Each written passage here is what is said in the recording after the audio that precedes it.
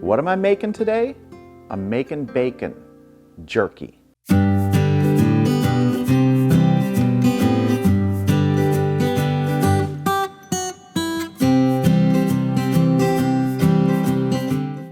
Yeah, you heard that right, bacon jerky. You can make bacon jerky. Now, it's not necessarily traditional jerky like you would get with beef or chicken or turkey or something like that. There's such a high fat content in bacon that preserving it for long periods, even after drying it, is difficult. So when I make this, it's not for preserving long term. Just like my other jerky. When I make jerky, it's gone within a couple days. I store it in the refrigerator and it's gone. So I don't have to do anything to preserve it long term. And with bacon jerky, it's not going to last. It's going to be gone in hours. You make this for a special occasion, for a party, you want to impress your friends, this is going to do it. So I'm going to be making about 2 pounds of bacon jerky today, and I'm going to be doing it out on the electric smoker. You can just as easily do it in the oven using a very similar process, same temperatures. So I've got several pieces of the bacon set out on this tray right here, and I'm just going to show you what I'm going to season them with. This is a 5-to-1 mixture of brown sugar and cracked black pepper. You can use almost any seasoning you want on this. I wouldn't go too heavy, and I would try and stay away from the liquid seasonings because really this is a drying process and we're not marinating this overnight like you would with beef or chicken jerky. So I'm just going to take some of this, sprinkle it on lightly, and just kind of give it a quick rub here. Just distribute it over the surface. We're going to take our bacon, turn it over, do the same to the other side. A light little sprinkling. Again, you can go as heavy as you want in something like this, but it doesn't really need it. The bacon has such inherent flavor. Now this bacon is regular cut, it's not thick cut.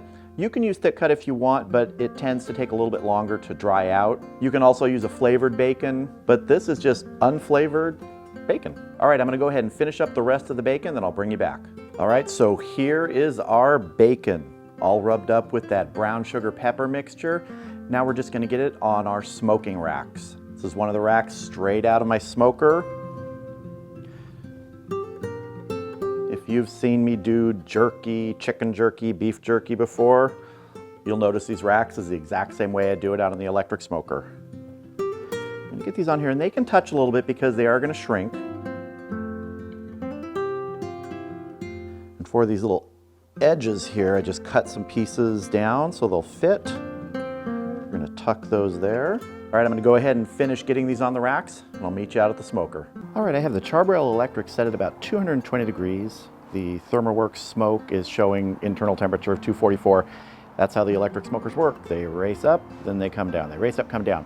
But that temperature that I set is only to get this heated up and to get smoke rolling.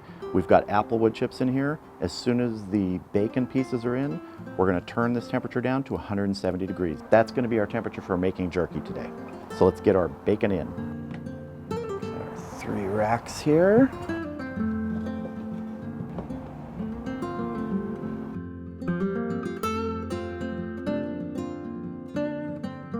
All right, let's go ahead and get the charbroil electric closed up and get smoking. All right, we're going to dial our temperature down now to 170. The ThermoWorks smoke is showing 164. That'll come up to right around 170. And this is going to range again today between that, 160 to 180 as the smoker temperature goes up and down. So 170 is what we're going to be keeping that at today. We're not really trying to cook the bacon. We're trying to heat it and dry it out. At 170, it's going to be completely cooked and safe to eat. We want to give it that time beyond 170 to really have a chance to dry out. This could take 3 hours, 4 hours, 5 hours. Depends on conditions. It's a little bit humid and gray today, so might take a little bit longer. No moisture in the chamber, no water pan or anything. We're just going to let this bacon dry out. Bring you back in an hour or so when we check it. All right, so we're about an hour in. You can see the ThermoWorks smoke is showing 179, so it's at that upper range of where it goes. So let's take a look at our bacon jerky and see how it's doing. Ooh, there is a great smell coming off this. So I hope you can see here, it's just starting to get color on some of these. This one's a little thicker. You can see it's not getting the color right there, but it is just starting. I mean, we're only 1 hour into this process. We have probably at least 3 hours to go, but it's looking good and it's smelling great. So we're just going to close this up, let it keep going, bring you back in a couple hours when we check it again. All right, we've been going for 3 hours now. The ThermoWorks smoke shows that the charbroil electric temperature, 186, and had trouble keeping it down to 170. It's really been hovering in that 180 range most of the time, so that's all right. It's not gonna hurt anything, it just might cook a little quicker. Let's go ahead and have a look at this bacon jerky as it's developing. Now this is fully cooked. You could eat it just like this. In fact, it's kind of AFS, acceptable floppy state, the way I like bacon. But we're going for a drying process. We're going for a jerky consistency here. And it's tightening up. If I press down on this, you do feel resistance, so it's not actually floppy, but it's got more time to go. I'm guessing at least another hour, maybe 2. So let's just close this up, let it keep going. See you in about an hour. All right, we are 4 hours in now, hovering right around 180. Let's take a look at this bacon jerky, see how we're doing. We're getting more of that jerky sort of look here. Let's check our consistency. Yep. You can actually see, if you look carefully, you can see the grease dripping down. The fat's rendering off of this at this stage now. I don't know if you can see this piece right here. It's just starting to get a little jerky-like. Definitely still has more time, at least an hour, maybe 2, but we're getting there. So, is it really important to check this continually? Actually, it is, especially when you get past the 3-hour mark. This can go overcooked very quickly. It can dry out and get super brittle and just doesn't taste as good. You really want some of that fat flavor left in there. That's why this isn't a true jerky drying it completely process. It's bacon jerky that's meant to be eaten in 12 minutes. And when it's done, you see how we can enjoy this, you'll understand that. So, we'll check it again in about an hour. All right, we are about 5 hours and 15 minutes in, and let's give this a check. I have a feeling it's right about where I like my bacon jerky to be.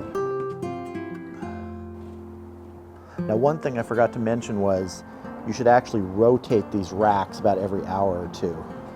But look at that. This is what we're looking for here. Sort of that soft, pliable, bendable jerky. That's how I like mine. You could definitely take this longer, but that's how I like mine. I'm gonna get this off, get it inside. Got a couple other things to do. All right, here is our bacon jerky. Now, one of the questions people ask is, well, if you're just gonna do this, why don't you just put it in the oven at 300 degrees for 15 minutes or whatever and make bacon? One of the reasons you do it this way is so that the meat dries out and the fat renders without either one of them burning. If you just throw this in the oven and cook this, you're gonna get bacon. By doing this, the meat has a little bit more of that jerky texture and the fat is still supple, but it's not acceptable floppy state like I like my bacon. If I pick this up right now, you can see it's rather stiff. If I go like this, it's going to snap. So you're creating a different texture for the fat and the meat part of the bacon. So what I want to do right here is just take a paper towel and go across the surface and try and get up any of the last little bits of the fat, that rendered fat here. It's not going to all come off. We have it sitting on paper towels on a cooling rack just to help absorb a little bit. Just want to try and get the last excess amount. Part of the thing that's nice about bacon jerky is there is still a little bit of that fat on the surface if you serve it immediately, and why wouldn't you? This is ready to go. All right, I'm gonna set these pieces of bacon jerky aside, and we're gonna make a barbecue candy dipping sauce. So for our barbecue candy dipping sauce, what we're gonna use are about 2 tablespoons of the rub mixture we used at the beginning. Now this should not be the exact same rub that you touched and then touched the bacon. This should be 2 tablespoons you set aside before you started putting the rub on the bacon. So roughly 2 tablespoons here.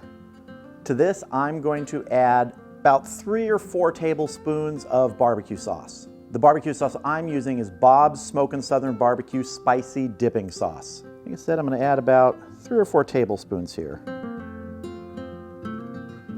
going to take a spoon here and mix this up. One of the nice things about this dipping sauce is we're not heating it like you normally might to dissolve that sugar. So when you dip the bacon in this, you're still going to have some of those granules of that brown sugar. And this is what we're looking for, right there. All right, I'm gonna go ahead and plate up the bacon with this barbecue candy dipping sauce, and then we'll have a taste. And here it is, the finished presentation of bacon jerky with barbecue candy dipping sauce. I don't know what else to tell you here. It just looks amazing. All right, I snuck a taste. So did my wife. I'm gonna blame her. She said, go ahead and taste it. She made me taste it. Otherwise, I would have waited to taste it for you. But as far as a special treat goes, just look at this. I mean, seriously. So, what can I say? It's time to taste. All right, so here we go. A piece of bacon jerky. Now I'm gonna start with the barbecue candy dipping sauce because they just go so well together. Yeah, do you need a sauce with bacon jerky? No, but why not if you can? So let's get a nice taste here. Oh, wow. As I mentioned before, one of the reasons to do this is so you get that jerky texture in the meat portion of the bacon. The fat portion still retains a lot of the fat flavor. If you just threw this in a pan and cooked it until the meat was this texture, the fat would be burned and crisp. There's more moisture in the fat, so it dries more slowly than the meat. It gives you two different textures here, and that's one of the things that makes this so amazing.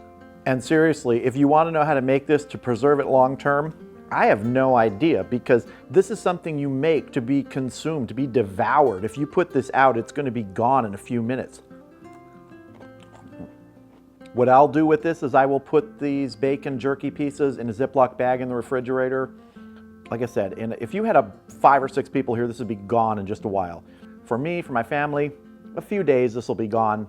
And once again, the key to determining when it's finished is when it is to your liking. When it's dry enough for you without being too dry. You want some of that fat flavor left in this. You don't want that completely dried out. And that's why you check it so frequently when you're smoking it or if you're doing it in the oven. So yes, if you want a treat for yourself, for your family, for your friends, get some bacon. If you have a smoker, use a smoker. If you don't, just use the oven. Dry it out, check on it, and make a nice barbecue candy dipping sauce. It's going to be the hit of any get-together.